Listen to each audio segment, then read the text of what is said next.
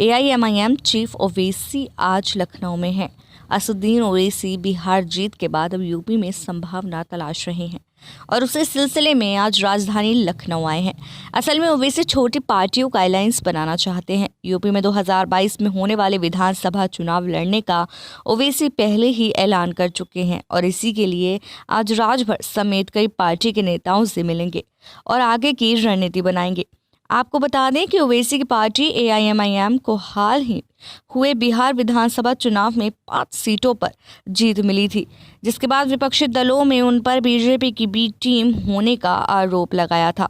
पश्चिम बंगाल में अगले साल होने वाले विधानसभा चुनाव के लिए भाजपा और टीएमसी के बीच होने वाले सीधे मुकाबले के बीच दलित मुस्लिम गठजोड़ की करिश्मा दिखाने को भी तैयार हो रहा है।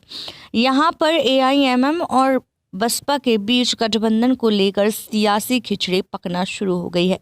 हालांकि पश्चिम बंगाल में बहुजन समाज पार्टी का कोई सियासी आधार नहीं है, पर पश्चिम बंगाल में ओवैसी का साथ देकर मायावती यूपी में मुस्लिम वोटों का लाभ लेने के लिए तैयार कर रही हैं।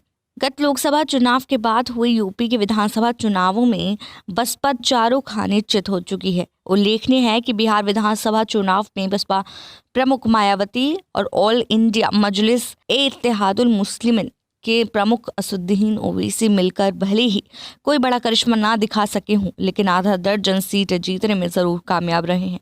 इसके बाद से उत्तर प्रदेश में भी उनके गठबंधन करने की अटकलें तेज हो गई हैं। यूपी में करीब 21% दलित और 20% मुस्लिम हैं। यही देखकर मायावती असदुद्दीन ओवैसी के साथ चुनाव लड़ने का मन बना सकती है।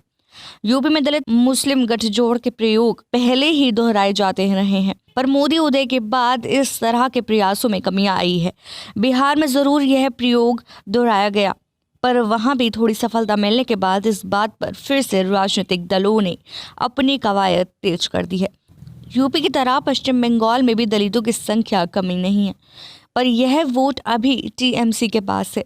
पर भाजपा विधानसभा चुनाव को लेकर इस वोट बैंक पर अपनी पैनी निगाह रखे हुए है। वहीं ऑल इंडिया मजलिस-ए-इत्तेहादुल मुस्लिमीन के प्रमुख असदुद्दीन ओवैसी को लग रहा है कि मुस्लिम वोटों के साथ ही दलित वोट अगर हासिल हो जाता है, उनकी पार्टी को इसका बड़ा लाभ मिल सकता है।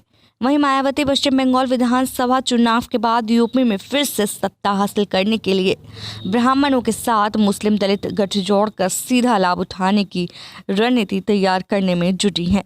ऐसी और खबरों के लिए देखते रहिए करंट न्यूज़।